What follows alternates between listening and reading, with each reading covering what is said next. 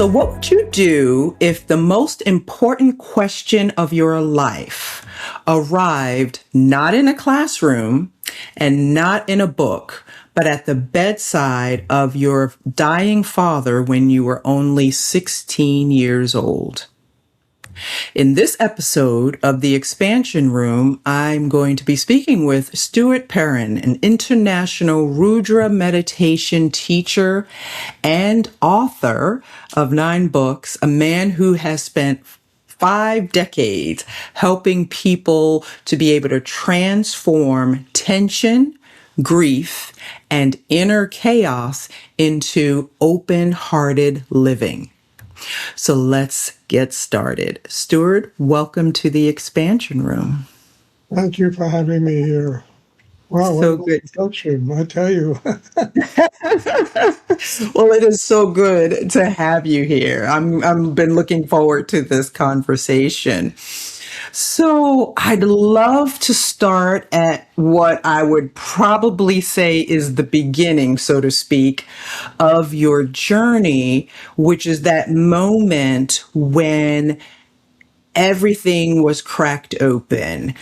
So take me back to when you were 16 years old and you were watching your father who was hospitalized, he was sick, and he was starting the dying process. What was it that shifted in you and that changed your entire trajectory of your life?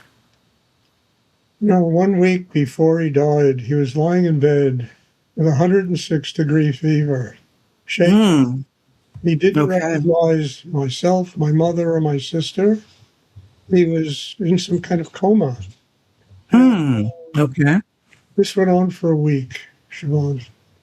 And I'll never forget, I walked into his hospital room maybe 2 hours before he died. He was lying in bed in a state of total serenity. It's like he had let go of everything. I had never seen that kind of peace, not only in him, in anybody before. Yeah. On top of it, the whole room was full of light. And I was 16 years old, and I didn't know anything about spiritual and, metaphysics and meditation, but I was having literally my first spiritual experience. Yeah. Only looking back, I realized that. At any rate, I took his hand and I asked him if he knew me, and he shook his head yes. And probably about 10 minutes, 15 minutes later, I walked out of the hospital room in the corridor and I met his nurse. His nurse said something to me that changed my life. Yeah. She said to me, to her experience, and she worked in oncological, units, ICU. She saw dying people all the time. Just before people die, they enter a state of total serenity. It's like they have let go of everything in life and they've somehow made peace with God in their heart. They just let go of everything. Yeah. And when my father died, my first thought after was, why did he have to wait 49 years to experience the state of serenity 2 hours before he died? I said, why couldn't he have experienced it in his life and lived that way? I never saw him in a relaxed, quiet, inner serenity. He was always, he had to take care of a family and the money and the problems and the this and that. And I said to myself, Stuart, look, I knew I was a very introverted young man. Knew I was a very insecure young man. I knew that I had no sense of purpose in life. I was pretty creative. I was a pretty good basketball player. I got decent grades in school. They weren't fantastic, but I had no purpose. And I always used to wonder about that when I was a kid. And I thought, Stuart, what is the point of having a purpose? You have a goal to become rich, to get successful in a career, if you can't live with your heart open.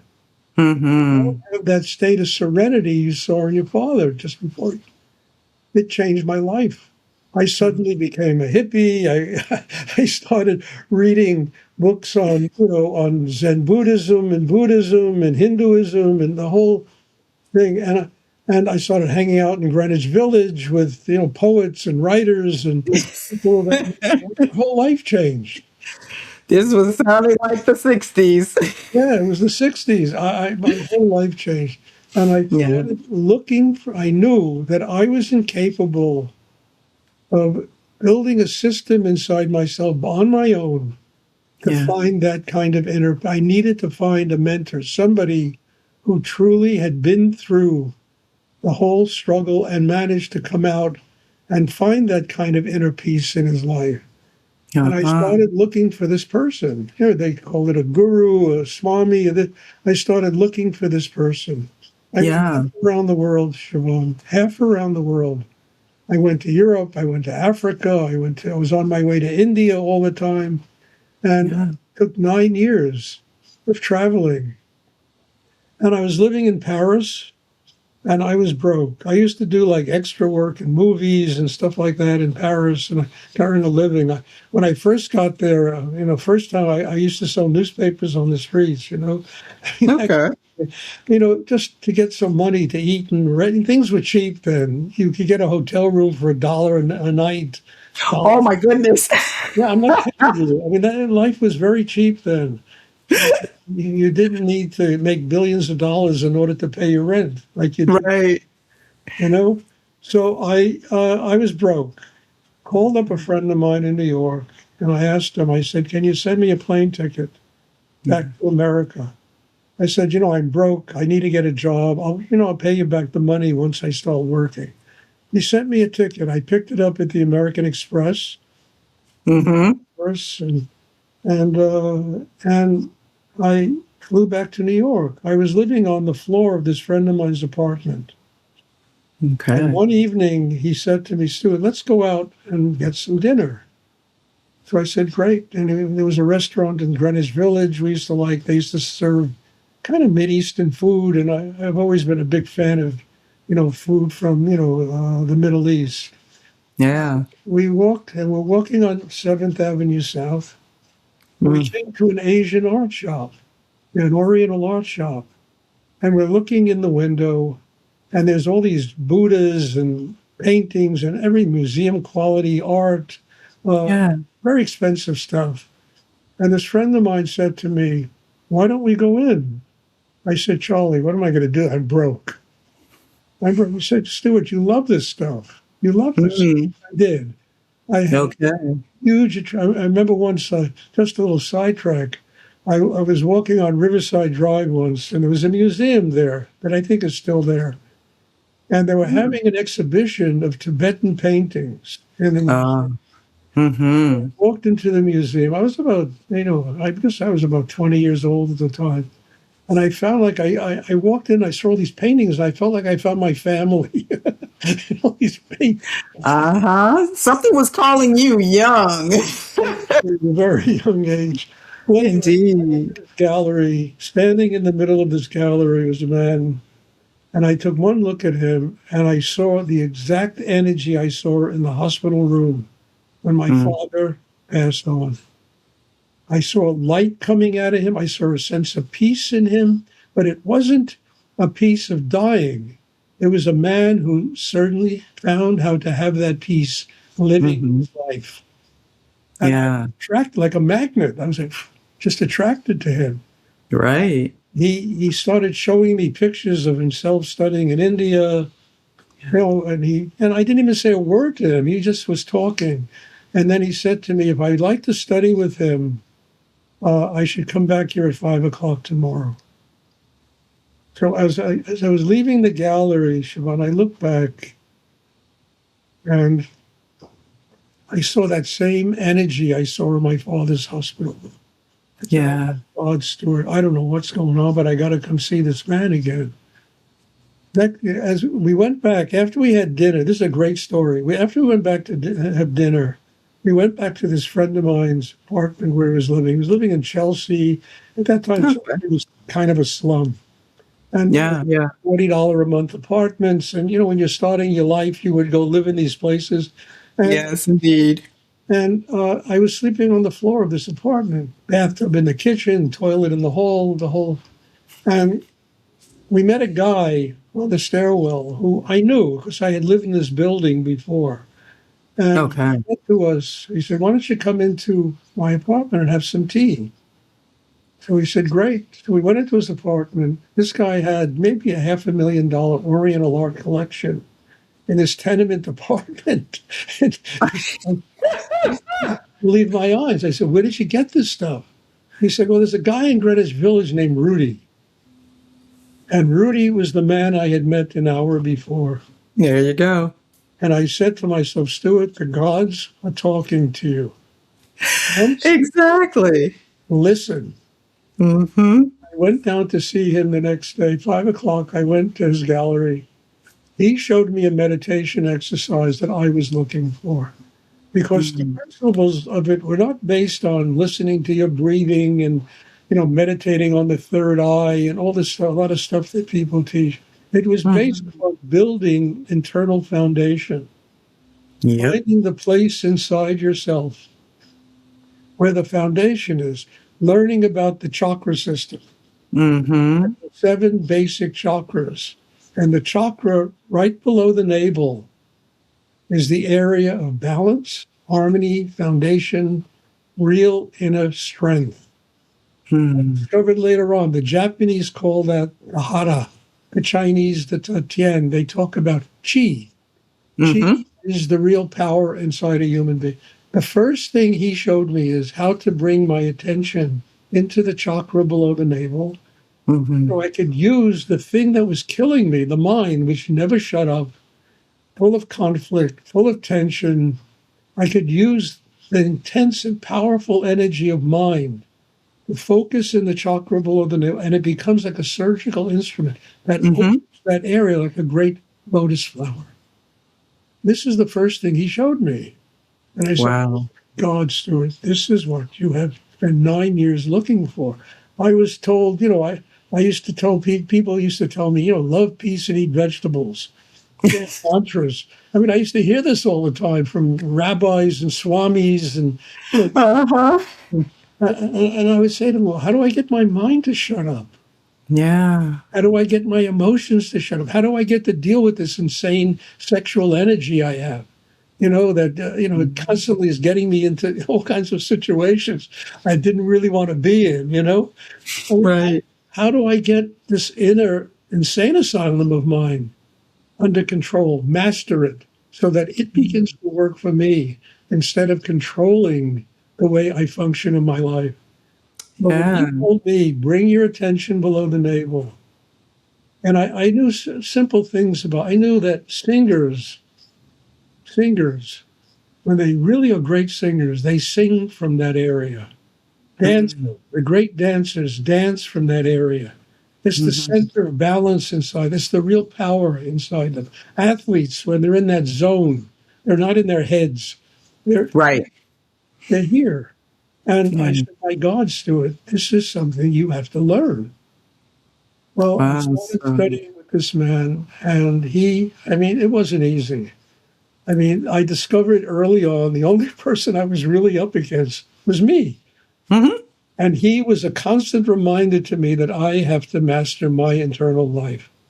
Yeah. And he busted my ass. I mean, constantly he busted my ass. Unbelievable things that we used to. I could tell you stories that were, I mean, unbelievable. But it made me realize, Stuart, whatever you come up against in life, it could be your enemy, but you can learn to deal with that in a way where it teaches you to grow. Instead Yes. of dealing with it through anger, getting upset, allowing your energy to drain out of you and getting into some kind of battle with another human being or a society or political thing or whatever it is, you can Yeah. use it as a way of finding out what in me has attracted this situation, Yeah. what in me has to change. And then if you find what in you has to change by working and developing a chakra system, you can initiate that change. You become more of a human being. You learn how to deal with other people with your heart open. instead of dealing with them through anger or knowing better, being right. I mean, I Yeah. think there's anything worse in the world than hanging out with people that are right all the time. They drive you out of your mind. They know the answer to everything, and and it's all. Yeah. That seems to be where we are in society right now. Oh boy, and people, Oh, they never listen to each other. right. Never listening. Right. What am I going to learn from this person? I remember. I'll tell you a funny story. When I was younger, I used to work in restaurants. I would work as a waiter, bartender, stuff like that, just to earn money, pay rent and stuff. And I used to work in one. It was the last restaurant I ever worked in. And I worked, and there was a bartender there. I would go up and I say, "Give me a whiskey sour." I couldn't get it. Every time I went up to him, I got into an argument with him. Every time I wanted a martini, I would have a fight with him. Something. There was nothing I could get along with this guy. One night I had nothing to do, and I'm standing at the bar, and I heard him talking about going out and have dinner, a midnight dinner, with his girlfriend. Hmm. And it blew. I couldn't believe it. This guy could have a girlfriend. Loved him. I said, she must be a saint. I said, this must be a remarkable woman, and she has something to teach me about finding the goodness in a human being, that you can like them instead of fighting them. From that moment, I never had another argument with this guy again. We actually became Oh, friends. We would beautiful. talk about things and this, that we became friends. There was never another argument. I Beautiful. found in him a seed, well, let's say a seed of God, a seed of life, something in him that was positive. And I discovered it was me, it wasn't him. I was Hmm. attracting in this person the negative thing. You understand? Hmm. The only way I knew how to deal with it was to fight with him Yeah. instead of what is deeper there? What is more human about this human being? Yeah. Where does this person's heart open? What does he like? How did this woman, this amazing woman, go out and have a midnight breakfast with, who taught me? I never met her, but I've always felt a great rapport with this person, that she taught me so much about liking somebody I didn't like. Right. Right. Well, I love this for you. I love your story so much because, number one, you and I are from the same hometown, New York City.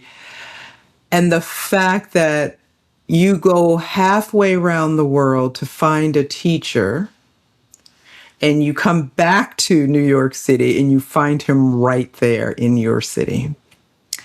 And you study and you learn and you practice this meditation, which he taught you straight away. And it changes your whole life. It changes your trajectory of your life. It changes how you see yourself and the world around you. And it's such a delightful story. And I just loved listening to your book, your audiobook, because it really reminded me that we as human beings so often focus on the wrong thing or on the wrong things about other people, and through this practice, through being in his energy, you learned a different way. absolutely. It taught me a very simple reality. You know what it taught me more than anything else? Every human being sees their own unique reality. There aren't two Yeah, people on the earth that see the world the same way. right. We're vibrating at different frequencies. And so as a result, we see things differently. So everybody is trying to fit everyone else into their reality. Yes, Nobody indeed. fits. So what you have is tension, problems, anger. You know, Yeah, they have craziness. Instead of people just, hey, let me listen to this. Maybe they have something to teach me. Maybe yeah, there's something in their reality that I need to learn, which can help me as a human being. Listen to yes. them. Why do I have to be right all the time? Why do I Hmm. impose my reality on? Let me listen. And I think the key to any real conversation is listening. Absolutely. Listening. I mean, when I was younger, in my early 20s, I studied acting in New York. Okay. First thing the acting teacher taught me was you have to listen. Acting is about listening. Hmm. You're on stage, you listen and you react to what somebody is saying to you in the script. And Yep. and when I met Rudy later on, it was the same thing. Listen to Hmm. life. And he once told me, Shervon, I'll never forget this. He asked me to go to Texas to run a meditation center for him. Mhm. And I was there for 9 years. Also, nine is a big number in my life. I was there for 9 years. But he told Mhm. me, I want you to go for 3 weeks. So as I was leaving, he looked at me and he said, Stuart, if anyone ever asks you who the guru is, just tell them the guru is life. Mhm. Now, it took me a long time to truly understand what he meant. But Yeah. ultimately, I began to realize, I am not the guru. Right. Swami this one and Yogi that one and this rabbi, Mhm. they're not the gurus. Their job is to teach people to get strong enough to sit in front of the real guru. Life Yeah. is the most Life. extraordinary university that can teach one anything one needs to learn to know in order to grow and become more human. And I think we are born here to learn this. Yeah. We're born, I would agree with that. Yeah. we're Yes. born here to learn that we need to listen to life. Why did we Mhm. come to this crazy place? I used to ask that question a lot. And my own teacher, so I studied Tantra yoga for a number of years under one teacher, and he said something similar because he also didn't believe in this whole guru this and guru that. But he believed that life itself, that inner listening, is what you needed in order to have that evolution, right, within you, to shift, to change, to grow, to evolve. And so that's really it. It's not the, in every religion or denomination, there's this idea that people follow a certain teacher, almost like to the ends of the earth, but it's really that we're supposed to find it within ourselves. No, but look, I don't agree with that. In every religion, if you get to the source of the religion, if you get Mhm. beginnings of the religion, Christianity, Judaism, Mhm. every religion, Hinduism, it's all about that. I mean, look, what is the Yeah. Bible? What is the Bible about? In this, Yeah. Adam and Eve come out of a state of innocence. Every child that is born onto this planet comes from a state of innocence. Hmm. Go through this in the Bible, the wars, or this, or that, ultimately to find what? The Messiah. Hmm. And that whole journey is a journey through oneself. Oneself. One, Every time. that is really where, the answers lie. Yep. Finding how to get beyond the tension, the insecurity, Mhm. to a place where one is connected to spirit. Yeah. And what is the Messiah? It's the resurrection of oneself. Hmm. Oneness with God. That is to me, the Messiah. Absolutely. We build that system inside that enables us. And I learned this from Rudy, in the development of a chakra system. I Yep. learned that the absolutely essential ingredients in it was the building of an inner life that Mm. enables you to activate Kundalini. And Yes. Kundalini is the pathway to enlightenment. Yes. And that's what there's seven chakras. There's one in here, the mind, the brain, Hmm. throat, the heart, right below Yeah. the navel, the sex, the base of the spine, the top of the head. And Hmm. I mean, look, you said tantra. I on my website, stuartperrin.com, I wrote a book. I put a book there called Tantra. Yes, I saw that. And it's kind of a coffee table book. I try to get a publisher Mhm. for it, but it's a very expensive book, and nobody knows me, so nobody was willing to take a gamble with it. So I put it on my website, and it Yeah. really explores the whole nature of tantra. Yeah. The sexual energy, the heart chakra, the use of the mind, how Hmm. all these tools. to develop a simple reality, which Yeah. is a oneness with higher energy in the universe, the resurrection of oneself, the Yeah. resurrection of one's inner life, one's connection with God. We all have that in us, Yeah. so befuddled and cloudy and encumbered by our Hmm. and meditation. I also tell people, Shabbat, meditation is not a religion. Right. It's not. It's not a cult. It's a craft. Yes. And it's a craft that enables us to do a very important thing, master our inner selves. That's right. We are the only reason why we don't live in this world with inner peace. That's right. Learn how to master ourselves. That's right. We absolutely do. It's you master the inner world and you then are able to master your outer world. You don't have to strong arm the outer world to get it to be what you want it to be if you actually take the time to work on your inner world. Well, when you master your inner self, look, this is what I've learned. Very simple thing. Everything I see in the external world is a reflection of me. Yeah. Everything. It's like Yeah. looking at a mirror image of myself. Mm-hmm. When I was younger, I used to protest and war and make love, not war. All the stuff that went on in the '60s, the Vietnam War protest. One Mm-hmm. day I realized, Stuart, no. I said, what you see outside yourself, there's a war going on inside you. Yeah. And the external world reflects that war going inside each and every human being. Mm-hmm. People would just fix their inner lives and arrive at a place like my father did 2 hours before he died, where there's inner peace and quiet Mm-hmm. and serenity. The whole world would change. Yeah. The whole world would change. It Everybody would would. be looking at the world from their heart instead of from their head. Everybody Yes. would be listening to what am I learning from other people? What do they teach? It would all change. Well, I'm It not would. naive. There are 8 billion people who are not going to do this. So then what's the answer? I have to do it for me. I Right. have to get strong enough not to allow myself to get sucked into what they call Maya, illusion, Yes.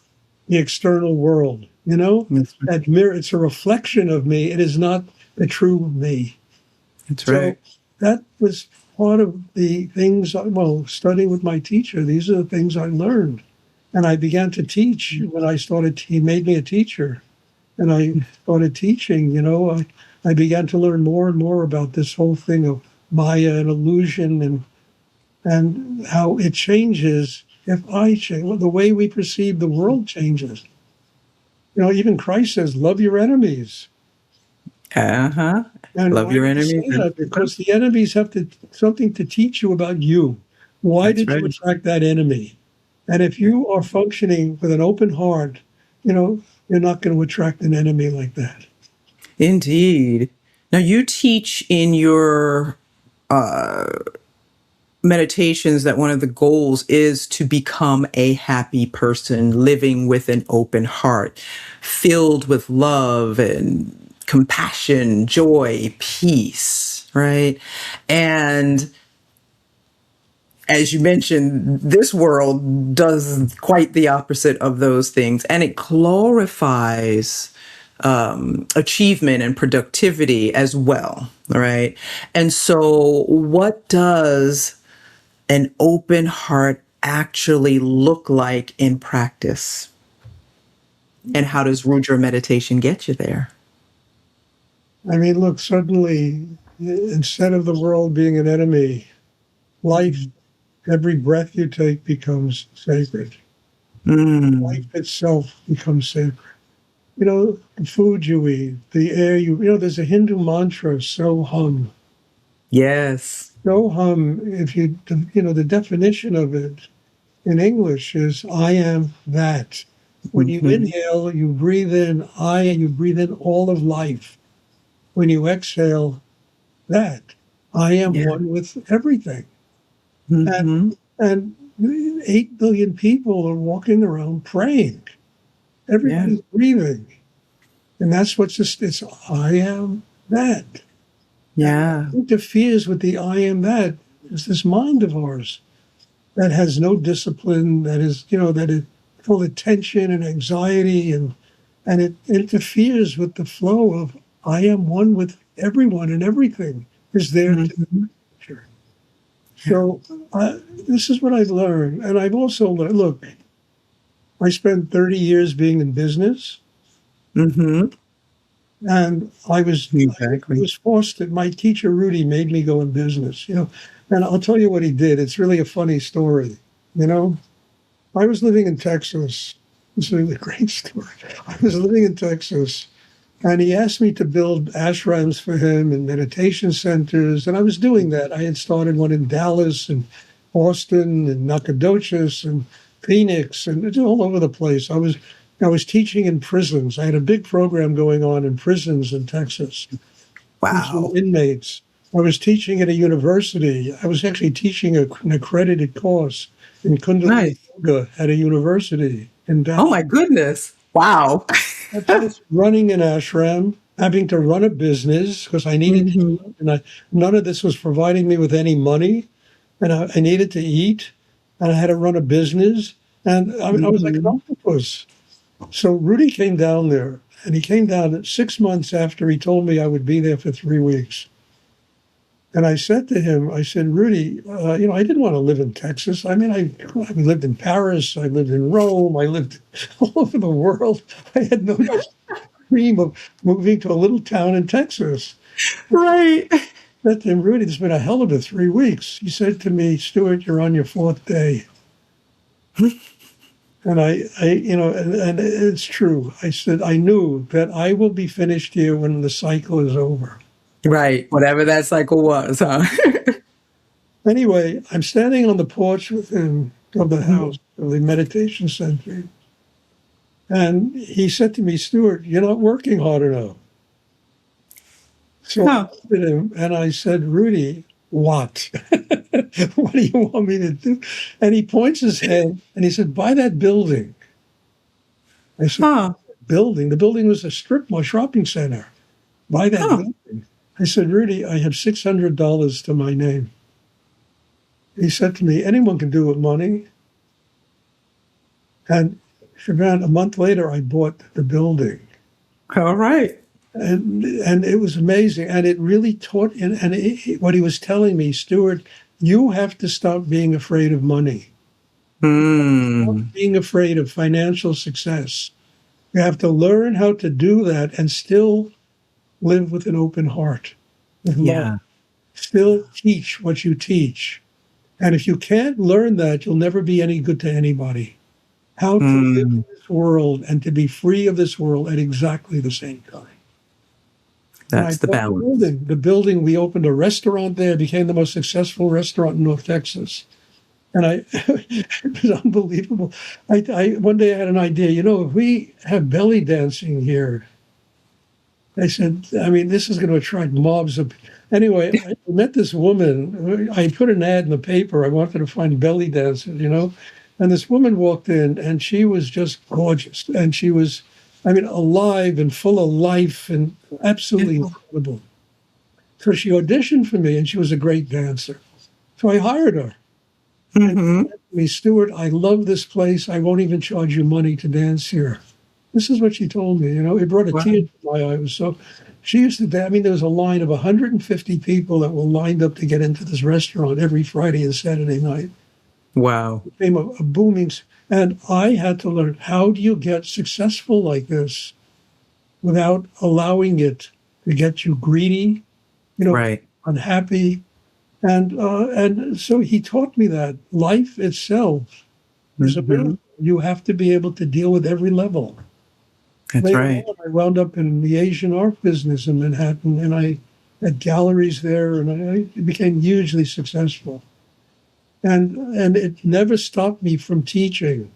Hmm. It stopped me from doing the most significant thing I had to do with my life. That was the transmission of this Shakti and this energy to help other human beings. Beautiful. And the money never interfered. And I had to learn that. He had to buy that building. I would say, Rudy, what? I have $600. How am I going to buy?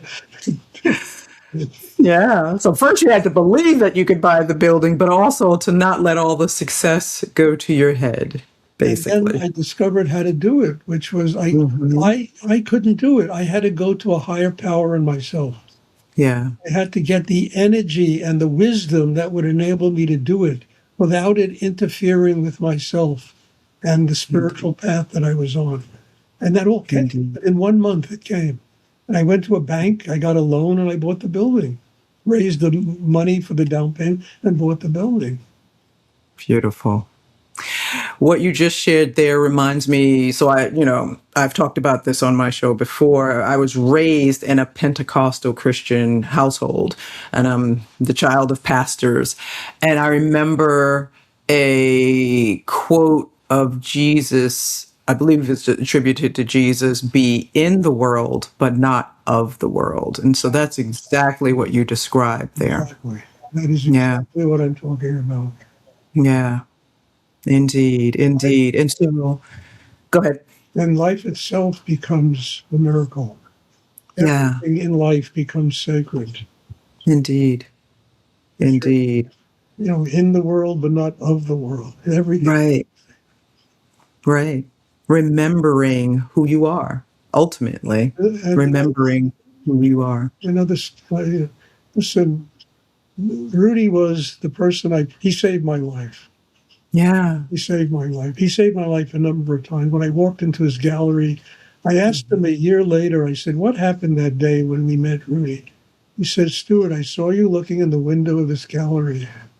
And I was like seeing my son lost in the universe. Hmm. Pulled you in the door." And my teacher, Rudy, died in an airplane crash. Yeah. And I was in the airplane with him when he passed on. Yeah. We were flying to upstate New York. We were going to a place where he was going to teach. And we got caught in this incredible fog. I wrote a book about this, actually.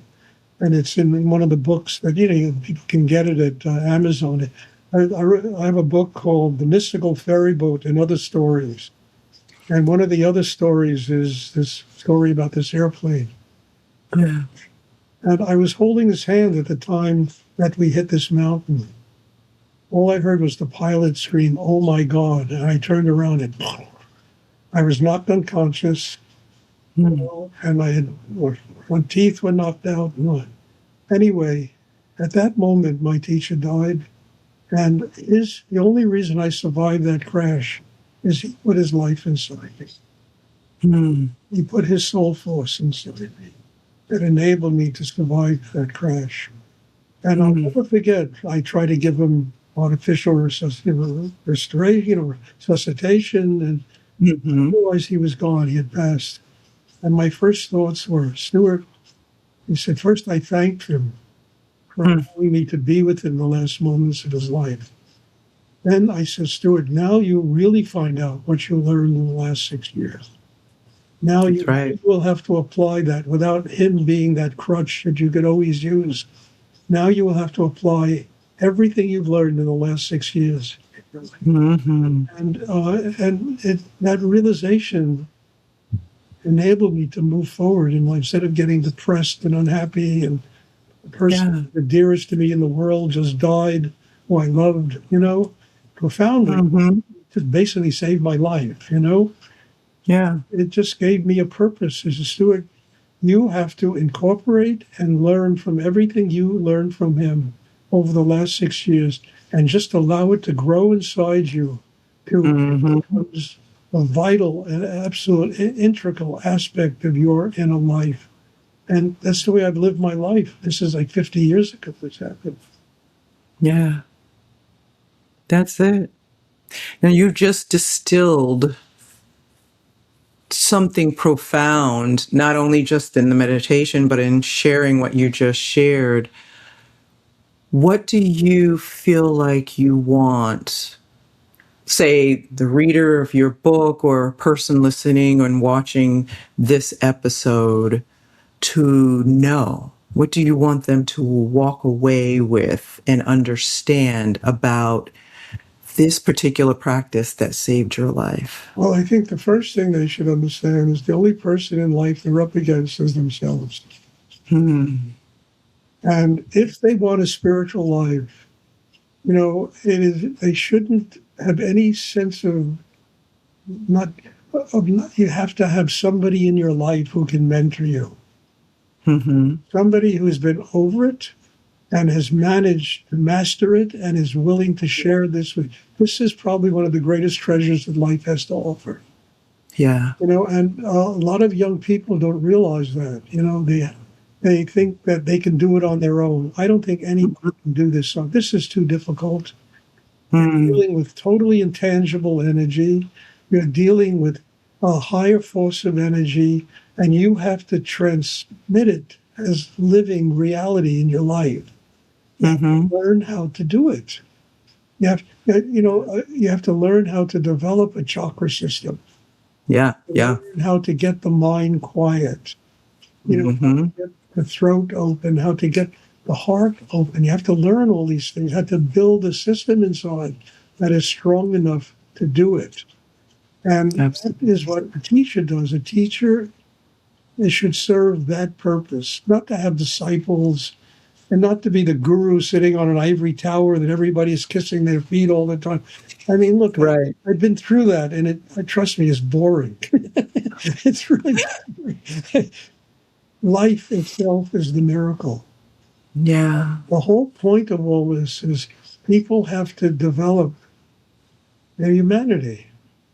Hmm. And when the highest levels of somebody's humanity is developed, when the heart is really open and there's unconditional love, and there's the ability to transmit that unconditional love and compassion to other human beings, when there's kindness and forgiveness in life, when these things exist, you understand, a spiritual life is a snap.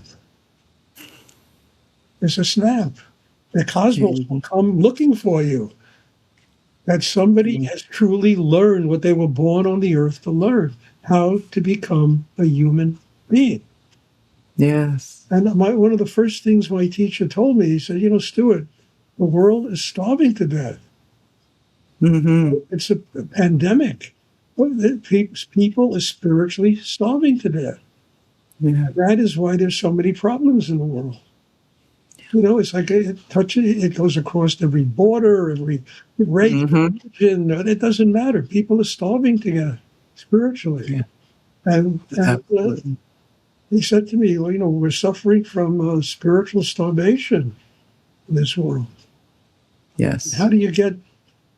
I always kid around with my students. I say, look, when a car is out of gas, it's got to go to the gas station. You got to fill the tanks, otherwise it's not going to go anywhere.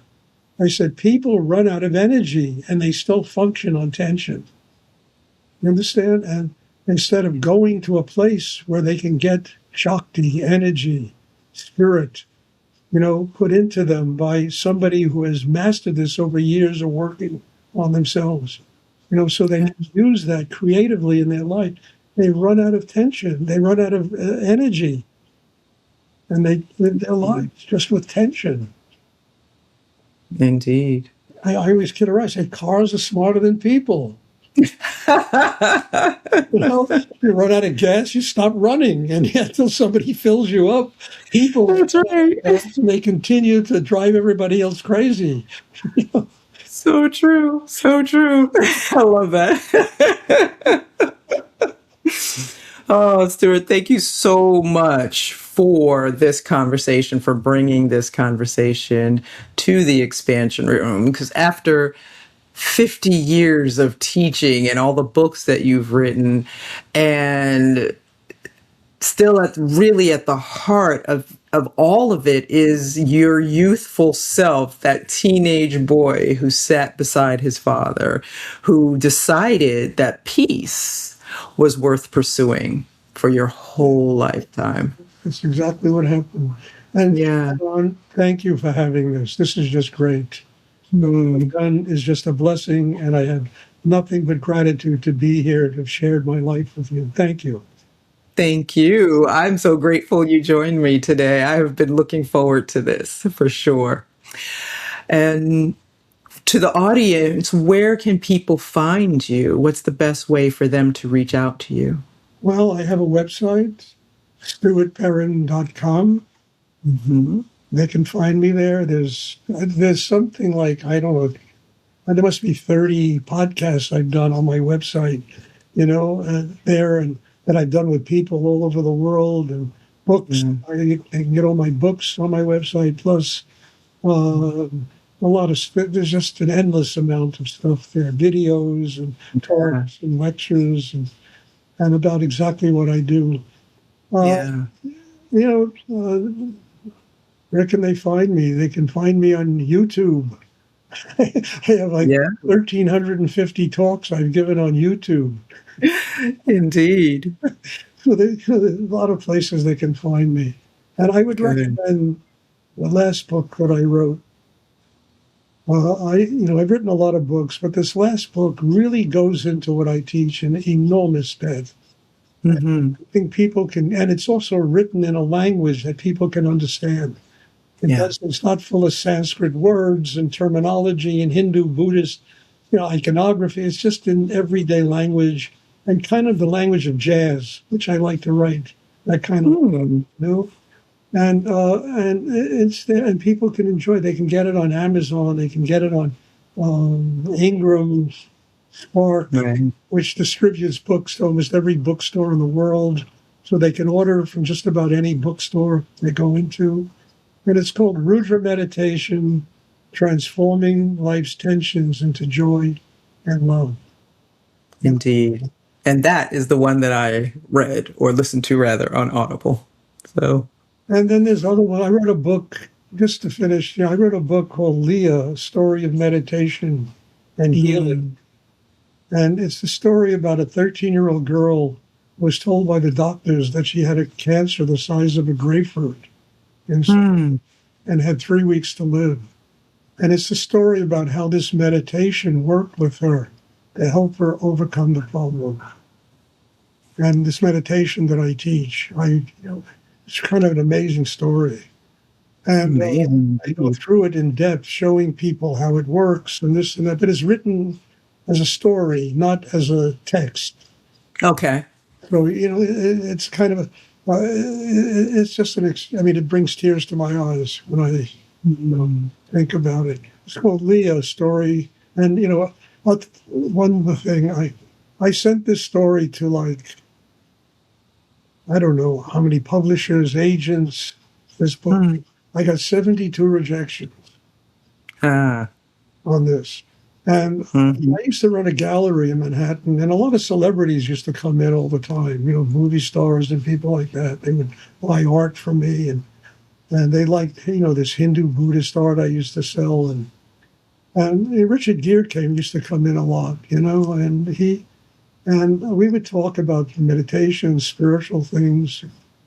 And one day I said, Richard, Richard, you're in this world. You're in the world of Hollywood and movies. And, I said, I want you to do me a small favor. I said, can you read this manuscript? And if you like it, maybe somebody would publish it. Called me back 2 days later and said, Stuart, this is a fantastic book. I love this book. I called up the editor-in-chief at Wisdom Publications, told him about your book. He wants to see your book. They called me back 2 weeks later. We're going to publish a book. There you go. The book got published. And, and Richard wrote an introduction to it also, and so I would recommend that book to people if they're interested in that one and the one Rudra Meditation. And there's a book, there's novels I've written and all kinds of stuff that I've written. Wonderful. Thank you for that. I did not know about that book. All right. I will be going to look for that one. Thank you for being here and sharing your energy and your wisdom with this show, with me and with the audience. We will definitely stay in touch. And to my audience, if this conversation opened up something in you, let it stay open. You do not have to figure it all out by yourself or before you even begin. The practice itself is the path. So keep doing the work and showing up for yourself, and trust that the version of you that is becoming is already on the way. So until I see you next time here in the expansion room, take good care. Thanks for watching. If you are ready to move beyond survival into greater alignment, greater clarity, and transformation, I'd love to support you. An alignment call is where that journey begins. Take a moment, click the link in the show notes, and schedule your alignment call with me. And let's explore what's possible for you together.